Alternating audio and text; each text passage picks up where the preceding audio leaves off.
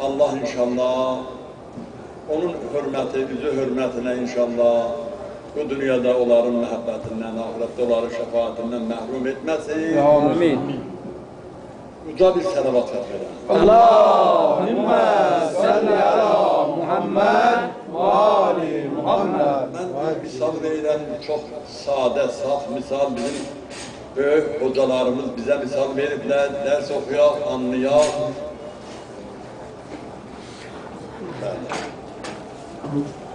Biz talebe olanda, ders okuyanda bizim zihnimiz açılmak için hocalarımız böyle misal veripler. Bir talebe iyi ders okuydu, zekalıydı.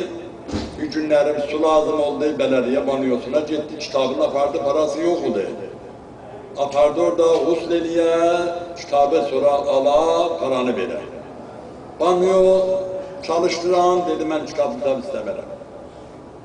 İzin vermedi, 1 liranın karşılığında kitabı almadı, izin de vermedi.